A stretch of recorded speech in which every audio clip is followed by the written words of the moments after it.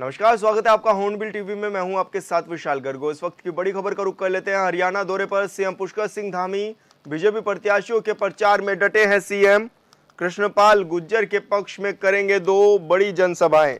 संसदीय क्षेत्र फरीदाबाद से प्रत्याशी हैं कृष्णपाल गुर्जर। राव इंद्रजीत सिंह यादव के लिए भी प्रचार प्रसार कर रहे हैं मुख्यमंत्री पुष्कर सिंह धामी। संसदीय क्षेत्र गुरुग्राम से बीजेपी प्रत्याशी हैं राव इंद्रजीत। तो बड़ी खबर आपको बता रहे हैं, जहां पर मुख्यमंत्री पुष्कर सिंह धामी लगातार अन्य राज्यों के दौरे पर हैं और साथ ही बीजेपी के प्रत्याशियों के पक्ष में प्रचार प्रसार करते हुए नजर आ रहे हैं। आज फरीदाबाद में भी मुख्यमंत्री पुष्कर सिंह धामी प्रचार प्रसार करते हुए नजर आएंगे। राव इंद्रजीत सिंह यादव के लिए भी प्रचार प्रसार कर रहे हैं मुख्यमंत्री पुष्कर सिंह धामी।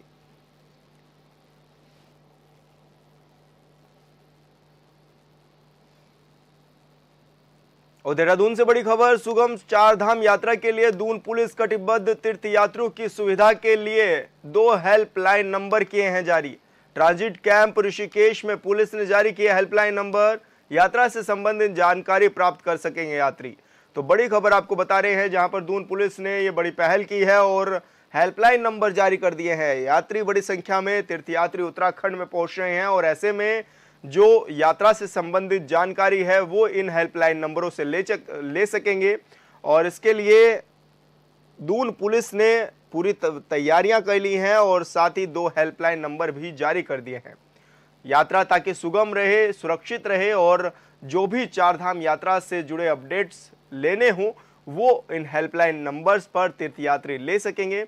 इसके लिए 2 हेल्पलाइन नंबर भी दून पुलिस ने जारी कर दिए हैं। तो बड़ी खबर आपको बता रहे हैं, जहां पर ट्रांजिट कैंप ऋषिकेश में पुलिस ने 2 हेल्पलाइन नंबर जारी किए हैं। ऐसे में उत्तराखंड में बड़ी संख्या में तीर्थयात्री पहुंच रहे हैं और यात्रा से संबंधित जानकारी यात्री प्राप्त कर सकेंगे इन टोल फ्री नंबर पर।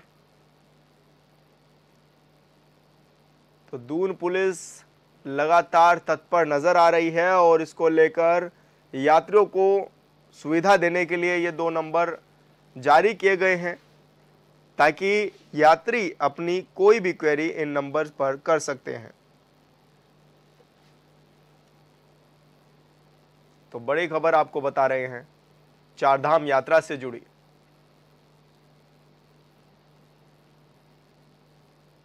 चारधाम यात्रा में उमड़ा है जन सैलाब। 12 दिनों में चारधाम यात्रा ने बनाया है रिकॉर्ड।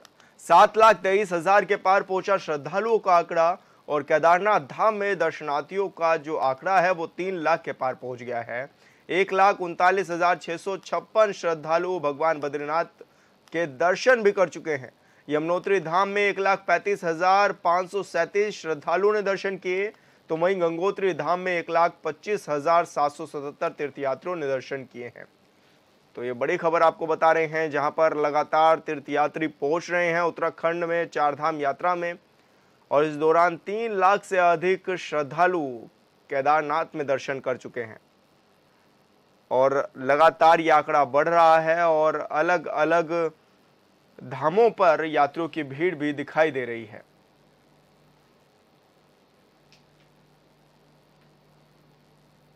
और संवाददाता अरुण सैनी हमारे साथ फोन लाइन पर जुड़ गए हैं। अरुण, क्या कुछ ज्यादा जानकारी मिल पा रही है, क्योंकि तीर्थ यात्री लगातार बढ़ रहे हैं और ऐसे में किस तरह से उनको सुविधाएं दी जा रही हैं, किस तरह से उनको कंट्रोल किया जा रहा है, क्योंकि अभी 31 मई तक ऑफलाइन रजिस्ट्रेशन पर भी रोक लगाई गई है। जी कल देखिए चारधाम यात्रा पीक पर चल रही है और चारधाम यात्रा को शुरू हुए अभी 12 दिन हुए हैं और लगातार चारधाम यात्रा में आस्था का जब सैलाब उमड़ रहा है। श्रद्धालु देश विदेश से श्रद्धालु बड़ी संख्या में यहाँ पर पहुंच रहे हैं और अभी तक की बात की जाए तो शुरुआती 12 दिनों में ही 7,23,000 से अधिक श्रद्धालु चारधाम यात्रा करने के लिए पहुंचे हैं, जिसमें सबसे अधिक श्रद्धालु केदारनाथ धाम में 3 लाख के पार जहाँ श्रद्धालुओं का वो पहुंच चुका है। और अभी तक बद्रीनाथ धाम की बात की जाए तो 1,39,000 के पार जो है यात्रा पहुंच गया है। यमुनोत्री धाम में 1,35,000 के पार और गंगोत्री धाम में 1,25,000 के पार जो है अभी तक शुरुआती 12 दिनों में यह आंकड़ा पहुंच चुका है। यानी कि देखा जा सकता है इन आंकड़ों से अंदाजा लगाया जा सकता है कि जिस तरीके से इस बार अनुमान लगाया जा रहा है कि जो यात्री यहाँ पर आएंगे, तीर्थयात्री आएंगे, करीब 60 लाख से पार जो है ये आंकड़ा पहुंच सकता है। और इसका जो है उसका अंदाजा इसे लगाया जा सकता है जिस तरीके से शुरुआती 12 दिनों में जनसैलाब जो है तीर्थयात्रियों का वो उमड़ा है। अगर व्यवस्थाओं की बात की जाए तो व्यवस्थाएं जो है लगातार बनाई जा रही है। मुख्यमंत्री पुष्कर सिंह धामी लगातार एक्टिव मोड पर हैं और लगातार जो है समीक्षा बैठक मुख्यमंत्री पुष्कर सिंह धामी कर रहे हैं। लगातार जायजा भी व्यवस्थाओं का ले रहे हैं और इसी के साथ साथ मुख्यमंत्री पुष्कर सिंह धामी ने तमाम अधिकारियों को, पुलिस प्रशासन को, नोडल अधिकारियों को भी निर्देश दिया है कि वो 24 घंटे जो है अलर्ट मोड पर रहेंगे। और वहीं अगर बात की जाए ऑफलाइन रजिस्ट्रेशन की तो काफी जो है भीड़ इस वक्त श्रद्धालुओं की यहाँ पर उमड़ रही है। इनको देखते हुए 31 मई तक ऑफलाइन रजिस्ट्रेशन की प्रक्रिया स्थगित की गई है। तो हालांकि आने वाले समय में जिस तरीके से जो है अभी चीजें होंगी, व्यवस्थाएं होंगी, उस तरीके से जो है आगे उस पर निर्णय लिया जाएगा। लेकिन अभी जो है तमाम व्यवस्थाएं धीरे धीरे जो है पटरी पर आ रही हैं। और हालांकि भीड़ जिस तरीके से इस बार देखने को मिली है, श्रद्धालु बड़ी संख्या में आ रहे हैं, तो उससे कहीं ना कहीं व्यवस्थाएं भी हुई है। और ऐसे में जो है अभी कुछ व्यवस्थाएं बनाई जा चुकी है, लेकिन कुछ व्यवस्थाएं अभी भी ऐसी है जो अभी जो है बनाई जानी चाहिए और अभी जो है वो बनाई नहीं गई है। अच्छा अरुण, क्योंकि बिजली और पेयजल का संकट भी राज्यों के कई क्षेत्रों में है और ऐसे में चारधाम यात्री भी बड़ी संख्या में पहुंच रहे हैं, तो उनको किस तरह से व्यवस्थित किया जा रहा है? बात की जाए चारधाम यात्रा पीठ पर है, काफी भीड़ जो है पहुंच रही है। ऐसे में बिजली कटौती को लेकर अभी सवाल की बात की जाए तो गर्मी भी काफी ज्यादा बढ़ रही है, 40 डिग्री से ऊपर जो है टेम्परेचर है। तो ऐसे में चाहे बिजली कटौती की बात हो या पेयजल, बिजली कटौती से पेयजल संकट की बात हो, क्योंकि ट्यूबवेल जो है नहीं चल पा रहे हैं, बिजली वोल्टेज कम हो रही है, बिजली कटौती हो रही है, तो इसको लेकर भी जो है मुख्यमंत्री पुष्कर सिंह धामी ने बैठक की है और खासतौर पर निर्देश दिए गए हैं अधिकारियों को कि जल्द से जल्द जो बिजली कटौती की समस्या है, जो पेयजल की समस्या है, उससे जल्द से जल्द जो है निजात पाया जाए। और जो यात्री यहाँ पर पहुंच रहे हैं उन्हें बिजली, पानी, खाने पीने की व्यवस्था, रहने की व्यवस्था, पार्किंग की व्यवस्था, कोई भी किसी चीज की भी जो परेशानी है उस यात्रियों को नहीं होनी चाहिए। और ऐसे में जो है पानी के टैंकर भी भिजवाए जा रहे हैं गली मोहल्लों में जो है, और पानी के टैंकरों से फिलहाल काम चलाया जा रहा है। लेकिन धीरे धीरे जो है जो बिजली कटौती की समस्या है या पेयजल संकट की समस्या है, इसके लिए भी निजात पाने के लिए लगातार मुख्यमंत्री पुष्कर सिंह धामी बैठक कर रहे हैं और अधिकारियों को भी साफ तौर पर निर्देश मुख्यमंत्री पुष्कर सिंह धामी दे चुके हैं कि जल्द से जल्द इन समस्याओं से जो है वो निजात निकालना चाहिए। बिल्कुल अरुण, बहुत बहुत शुक्रिया आपका तमाम जानकारी साझा करने के लिए। बीजेपी के स्टार प्रचारक और उत्तराखंड के सीएम पुष्कर सिंह धामी इन दिनों अन्य राज्यों में चुनाव प्रचार कर रहे हैं। इसी क्रम में हरियाणा पहुंचे सीएम धामी ने पानीपत में प्रबुद्ध नागरिक सम्मेलन में शिरकत की। साथ ही हरियाणा के पूर्व मुख्यमंत्री मनोहर लाल खट्टर के पक्ष में आयोजित सम्मेलन को भी संबोधित किया। साथ ही बीजेपी सरकार की उपलब्धियां बताते हुए विपक्षी पार्टियों पर भी जमकर घेराव किया।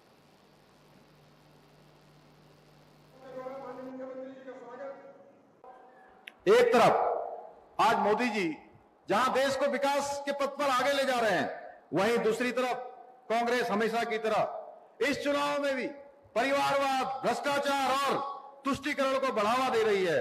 आपको याद होगा 2014 से पहले किस प्रकार घोटालों की लाइन लगी रहती थी, एक से बढ़कर एक घोटाले सामने आते थे भाइयों बहनों।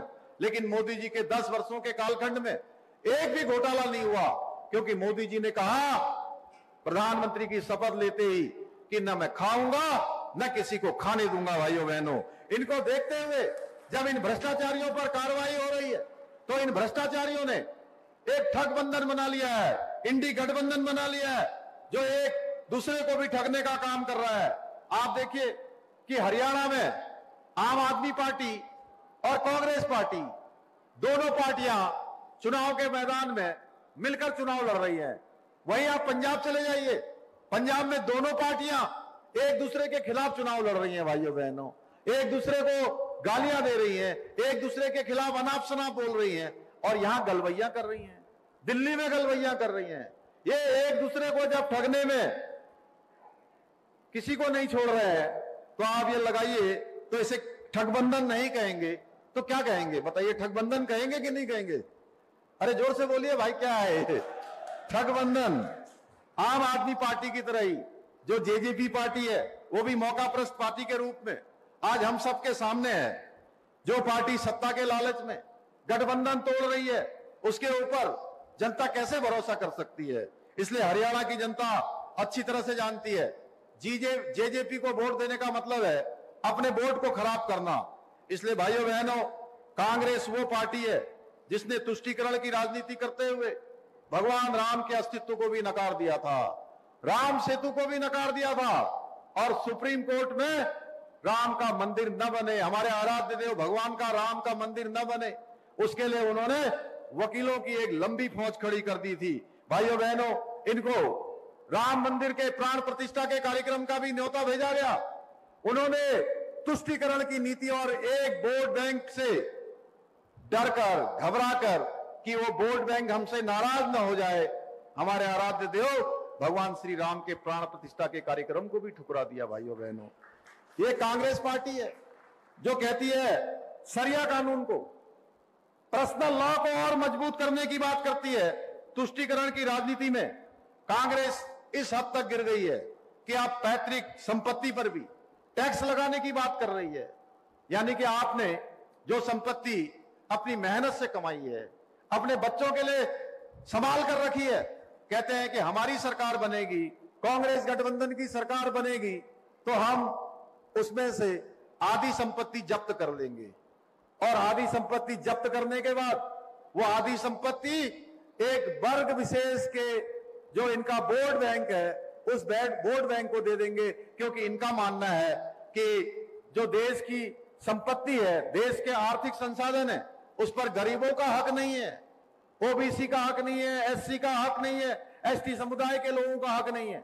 इनका मानना है कि एक वर्ग विशेष का हक देश के आर्थिक संसाधनों पर है। भाइयों बहनों, आपने देखा होगा इस गठबंधन के नेता लगातार ये बयान दे रहे हैं, इन्होंने ओबीसी के आरक्षण को भी छीनकर अल्पसंख्यकों को बांटने की तैयारी कर ली है, लेकिन देश की जनता कांग्रेस के इस मंसूबे को कभी कामयाब नहीं होने देंगी। भाइयों बहनों, जहां मोदी जी कहते हैं सबका साथ सबका विकास, और कांग्रेस कहती है उनका एक ही लक्ष्य है, मेरा और मेरे परिवार का विकास। भाइयों बहनों, ये अंतर है। हरियाणा कांग्रेस में भी सिर्फ एक परिवार की चलती है। यहां कांग्रेस का कोई भी नेता चाहे कितनी भी मेहनत कर ले, लेकिन कांग्रेस की परिवारवादी ताकतें उसे कभी आगे नहीं बढ़ने देती हैं, हमेशा एक परिवार की सुनी जाती है। मैं अनेक क्षेत्रों में गया हूं, अंबाला भी गया हूं, रोहतक भी गया हूं, यमुनानगर भी गया हूं, सब जगह मैंने जाकर देखा है, कैथल क्षेत्र में भी गया हूं। भाइयों बहनों, परिवारवाद, भ्रष्टाचार और तुष्टीकरण की राजनीति करने वाले ऐसे राजनीतिक दलों को अब समय आ गया है इन सबको जड़ से उखाड़ फेंकने का, इनको समाप्त करने का समय आ गया है। भाइयों बहनों, मैं चुनाव प्रचार में आज पूरे देश के अंदर उत्तर से लेकर दक्षिण, दक्षिण से लेकर पश्चिम, पूरब, अटक से लेकर कटक, कन्याकुमारी तक अनेक स्थानों पर जाने के बाद ये कह सकता हूं, पूरे देश के अंदर देश के लोगों ने मन बना लिया है, देश की माताओं बहनों ने मन बना लिया है, नौजवानों ने, बुजुर्गों ने मन बना लिया है कि मोदी जी को तीसरी बार देश का प्रधानमंत्री बनाना है। भाइयों, तीसरी बार प्रधानमंत्री बनाना है, और मोदी जी की लहर पूरे देश में चल रही है। हम सबका सौभाग्य है इस करनाल लोकसभा क्षेत्र के लोगों का कि हमारे यहां पर एक तपे तपाए, जिनका एक राजनीति के क्षेत्र में, सुचिता के क्षेत्र में एक लंबा अनुभव है, आप सबको ऐसा गौरव मिल रहा है कि उनको आप सांसद के रूप में ऐतिहासिक मतों से जिताकर भेजे। और मैं हरियाणा के अंदर अनेक स्थानों पर जाने के बाद ये कह सकता हूं कि ऊपर ऊपर चाहे भरम की जो भी बात हो, लेकिन किसी भी सीट पर यह चर्चा नहीं है कि कोई और जीतने वाला है। लोग कहते हैं हर सीट पर यहां भाजपा जीतने वाली है, मोदी जी को प्रधानमंत्री बनाने के लिए लोग वोट देने वाले हैं। मेरा पूरा विश्वास है कि आगामी 25 मई को चाहे गर्मी कितनी भी हो जाए, अभी मैं देख रहा हूं तापमान लगातार बढ़ रहा है, लगातार बढ़ रहा है। उसके कारण से भाइयों बहनों, कई जगह पर लोग सोचते हैं कि अगर मैं वोट नहीं दूंगा तो क्या होगा जी, मोदी जी तो बनने ही वाले हैं, खट्टर जी तो जीतने ही वाले हैं। देखिए, मैं आपको एक छोटी सी कहानी आपको बताना चाहता हूं। एक बार एक फकीर, एक संत महोदय ने एक मंदिर में भंडारे का आयोजन किया और हर एक गांव वाले लोगों से कहा कि सब लोग एक एक लोटा दूध लेकर। ग्रामीण क्षेत्रों में जलस्तर गिरने से पानी की किल्लत शुरू होने लगी है। अधिकांश नलकूप और नल सोपीस बनकर रह चुके हैं, जिसकी वजह से सिंचाई और पेयजल की समस्या शुरू हो गई है। बात करें राजधानी देहरादून की, तो यहाँ भी हालात कुछ ठीक नहीं है।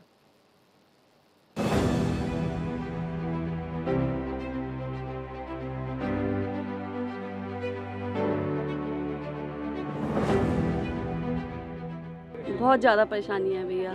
सुबह ही चला जाता है पानी, मतलब काम करने से पहले ही चला जाता है और फिर शाम को लेट आता है। शाम को ही कपड़े धोते हैं, शाम को ही नहा रहे हैं हम तो। पानी की समस्या तो 10-15 साल से है, आज से नहीं। और 10-15 साल से जल निगम में जाते जाते भी परेशान हो गए हैं, जूते भी टूट गए।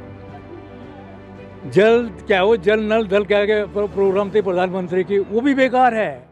उत्तराखंड में तापमान बढ़ने के साथ पेयजल संकट का खतरा भी बढ़ने लगा है। न केवल नगरीय क्षेत्र बल्कि ग्रामीण क्षेत्रों में भी पीने के पानी की उपलब्धता मुश्किल से पड़ती दिखाई दे रही है। भीषण गर्मी व लू के कारण आमजन परेशान है। जल स्तर दिन प्रतिदिन गिरने के कारण नलकूप व हैंडपंप भी पानी छोड़ने लगे हैं, जिससे आमजन को अपनी रोजमर्रा की जरूरतों को पूरा करने में काफी दिक्कतों का सामना करना पड़ रहा है। ऐसी समस्या राजधानी देहरादून के डोवाल वाला क्षेत्र के वार्ड नंबर 10 में रहने वाले लोगों को झेलनी पड़ रही है। वैसे तो हर साल होती है, इन महीनों में ना फरवरी के बाद हो जाती है। पहले पानी आता था पूरा दिन, पर अब तो कोई टाइम नहीं है। दूसरी बार पानी में कैल्शियम इतना आ रहा है, स्टोर करोगे तो ऊपर कैल्शियम जमने लग जाता है। शाम को भी पानी किसी भी समय मतलब चला जाता है, ऐसा नहीं है कि, और बिन मोटर के पानी यहाँ आता ही नहीं है। मोटर जितने घंटे आपने पैसे बर्तन करने हैं, कुछ करना है, तो आपको पानी मोटर ऑन करके रखो। देखो मैंने तो कंप्लेन करी नहीं, पर्सनली बताऊँ मैं हो सकता है मेरे फैमिली बड़ों ने करी हो, तो कंप्लेन तो करी होगी भाई, नॉर्मल बात है, पानी आता नहीं तो कंप्लेन करी है। बट ये है कि बहुत मुश्किल है। बस यही अपील करते हैं कि पानी की समस्या जो है ये इसको जल्दी से जल्दी ठीक करें। बहुत ज़्यादा परेशानी है भैया। सुबह ही चला जाता है पानी, मतलब काम करने से पहले ही चला जाता है और फिर शाम को लेट आता है। शाम को ही कपड़े धोते हैं, शाम को ही नहा रहे हैं हम तो। नहीं, पानी की दिक्कत पहले नेशविला रोड पर नहीं थी, बट अभी 1-2 साल से पानी की दिक्कत इतनी ज़्यादा हो रही है कि पानी का ना कोई टाइमिंग पानी का फिक्स नहीं है। पानी आता कब आए कब चला जाए कुछ नहीं पता। पानी को स्टोर कब तक पानी को स्टोर करके रखा जाए, और इतने बड़े परिवार में स्टोर कैसे रखा जाए। करे स्टोर उसके बाद तो ख़त्म ही हो जाएगा, परिवार में भी नहीं भला हो पाता। और दूसरी बात, पानी के कोई टाइमिंग ही फिक्स कुछ भी पानी कर रहे हैं, पानी आवे। और इतनी बार शिकायतें गई भी है, लेकिन उस पर कोई ध्यान नहीं दिया गया, कुछ भी ध्यान नहीं है। राजधानी दून में पारा 40 डिग्री के पार चला गया है। इससे बिजली की खपत भी रिकॉर्ड स्तर पर पहुंच गई है। पिछले साल मई के मुकाबले इस बार मई में बिजली की डिमांड ज्यादा बढ़ी है। दून समेत पूरे प्रदेश में बिजली की मांग 57 MU तक पहुंच गई, जबकि पिछले साल जून में अधिकतम डिमांड 52 MU तक गई थी। बता दें कि बिजली कटौती और पेयजल संकट को लेकर मुख्यमंत्री पुष्कर सिंह धामी ने बैठक की है, जिसके बाद अब उम्मीद है कि हालात ठीक हो सकते हैं। थोड़ा निरीक्षण करें यहाँ का, तब तो पता चलेगा। वहाँ सीट में बैठे बैठे हम कर देंगे, हम एप्लीकेशन वगैरह लेके जाते हैं, भीड़ भड़ा कर लेके जाते हैं, वो बताते हैं कि हाँ हम कर देंगे ना, तो वो खुद आते हैं यहाँ देखने के लिए कि हम लोगों पे क्या बीत रही है पानी के बिना। और आजकल तो बच्चों की छुट्टियाँ हैं तो और ज़्यादा पानी चाहिए होता है। चलो बच्चे स्कूल में है तो कर लेंगे एडजस्ट, लेकिन जब घर पे हैं, छुट्टियाँ हैं, रिश्तेदार भी आ ही रहे हैं, आजकल जाना आना होता ही है, तो पानी की इस प्रॉब्लम के साथ तो बहुत। अच्छा, हम ये सोचते हैं सुबह का पानी हम शाम को भरेंगे, तो कोई टाइम ही नहीं है। 1 घंटे से ऊपर दे दें, थोड़ा सा चला लें, मैनेज कर लें, लेकिन ये होता है फिर कोई मोटर लगा लेते हैं कई लोग, तो फिर तो आगे की जो पब्लिक है वो बिना पानी के ही रह जाती है। इसलिए प्लीज़ रिक्वेस्ट यही है कि पानी के लिए कुछ करें। पानी की समस्या तो 10-15 साल से है, आज से नहीं। और 10-15 साल से जल निगम में जाते जाते भी परेशान हो गए हैं, जूते भी टूट गए।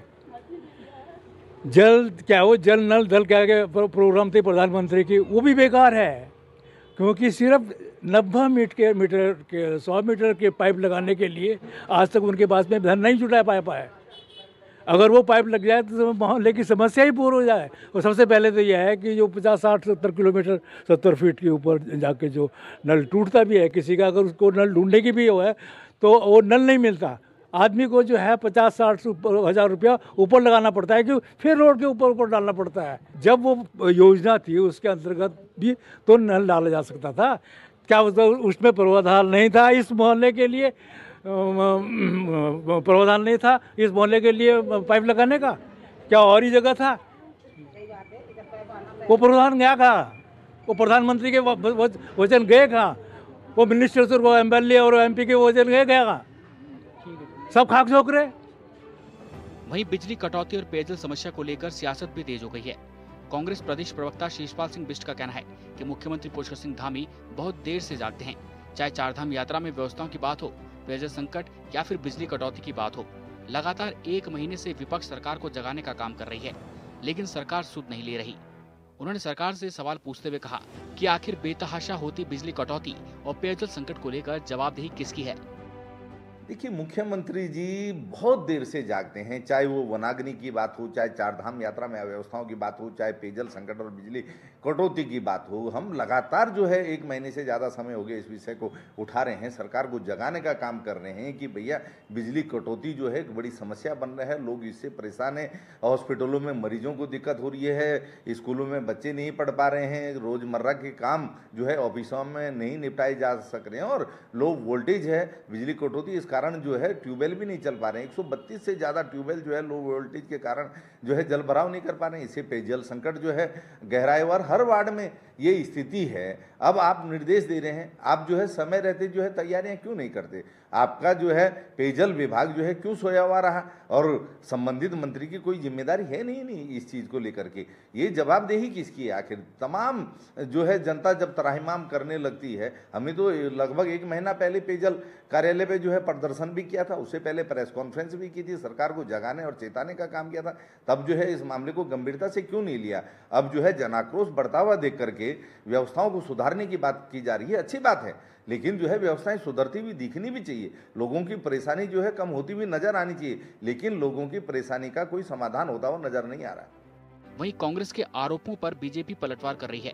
बीजेपी के प्रदेश मीडिया प्रभारी मनवीर सिंह चौहान का कहना है कि आमजन को पेयजल उपलब्ध हो, इसके लिए तमाम प्रयास किए जा रहे हैं और वैकल्पिक मार्ग निकाले जा रहे हैं। पानी की समस्या को दूर करने के लिए पानी के टैंकर गली मोहल्ले में भेजे जा रहे हैं और बिजली कटौती को लेकर भी मुख्यमंत्री के द्वारा बैठक की गई है।